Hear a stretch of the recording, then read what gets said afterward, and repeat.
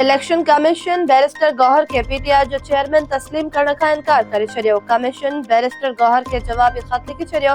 खत मौजूद पीटीआई जे intra party election वारी दरख्वास्त इल्तवा हेठि आहे। पीटीआई लाहौर हाई कोर्ट का स्टे वरितो आहे। अवां खे चेयरमैन तस्लीम नथो करे सघिजे। नंढा सूबा ज़रूर ठहंदा। सिंध ऐं पंजाब में टे सूबा ठहण सां अवाम के फ़ाइदो थींदो। बलोचिस्तान ऐं खैबर पख्तूनख्वा में बि टे सूबा ठाहे सघजनि था। वफ़ाक़ी वज़ीर अलीम ख़ान जो फैसलाबाद में वर्कर्स कन्वेंशन के ख़िताब।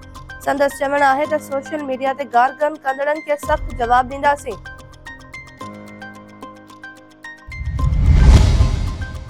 यामशोरे में सैयद ज़ैन शाह जी सदारत हेठि सिंध एक्शन कमेटी जो इजलास। मुल्क ऐं सिंध जी ताज़ा सूरतहाल ते वीचारियो पियो वञे।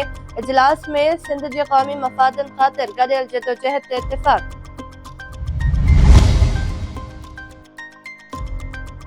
ठटे जे इलाइक़े पीर पठो में अफ़सोसनाक वाक़ियो। घर जी भिति किरण सबबि मासूम भाइर दबदी फौत। संदन भेण ज़ख़्मी। ॻोठाणे इमाम बख्श ख़ासकेली जे घर जी भिति किरण सबबि 10 वरनि जो मुज़फ़र उर्फ़ टेबो ख़ासकेली ऐं संदसि भाउ 7 वरनि जो अशरफ दबदी फौत थी विया। संदन 5 वरनि जी भेण नौरीन ज़ख़्मी।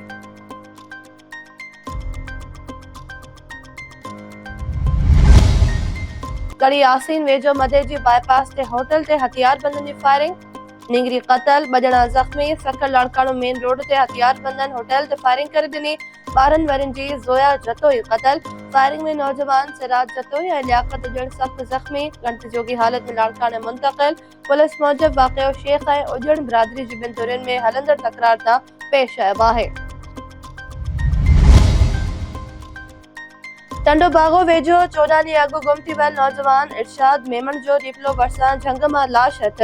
नौजवान के मथे में गोली लॻल ऐं हथ में पिस्टल हो। पोस्टमार्टम बाद लाश वारिसनि वाले। वारिसनि मूजिबि नौजवान 24 नवंबर ते घरां निकितो हो। वाक़े जी जांच कराए इंसाफ़ कयो वञे। शहदादकोट में गुज़रियल राति सीनियर वकील मंजूर अहमद सासोली के ज़ख़्मी करण वारे वाक़े जो केस दाख़िल।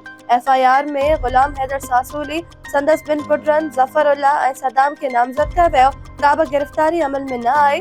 वाक़े ख़िलाफ़ डिस्ट्रिक्ट बार एसोसिएशन जी सॾ ते समूरे ज़िले अंदरि अदालती कार्रवाइयुनि जो बाइकॉट। जेकबाबाद वेझो कारे इल्ज़ाम हेठि नौजवान क़तल। ॻोठ सोहराब जखराणी में जवाबदार मीर जान जखराणी नौजवान अब्दुल रहीम कांगियो के क़तल कयो। पुलिस मूजिबि जवाबदार वेगी मां सां कारे जो इल्ज़ाम मड़ी नौजवान के क़तल कयो। वधीक जांच कई पई वञे। जेकबाबाद जे ॻोठ नायत जखराणी में कबूतर पकड़ण तां नौजवान रतो रात नौजवान अली गौहर बुलेदी के डंडा हणी मणिंग कयो वियो। शिकारपुर में सखरवासी अनाज जे वापारियुनि खां लखे रुपया फुर। वापारी नादिर भयो ऐं वली मोहम्मद मूजिबि हू बैंक मां पैसा कढराए अनाज मंडी वञी रहिया हुआ त 3 मोटरसाइकिल ते सवार 8 हथियारबंदनि खां 26 लख रुपया फुर कया। वारदात बाद वरी अंग में वापारी थाणे ते पहुता। फुरथियल रक़म वापस कराइण जो मुतालिबो।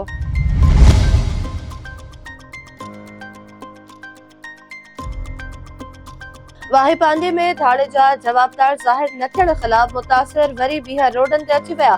मुतासिर शहरी ऐं लगारी बिरादरी जो गोरख चौक ते धरणो। मुज़ाहिरीन मूजिबि 4 ॾींहं धाड़े खे थी विया आहिनि पर पुलिस कख मञी ॿीणो नाहे कयो।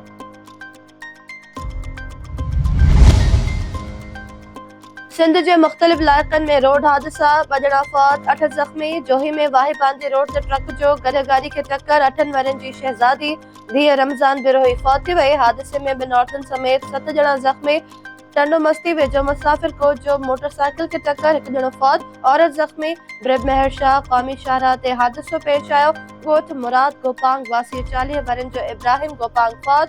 लाश ऐं ज़ख़्मी KIMS अस्पताल मुंतक़िल।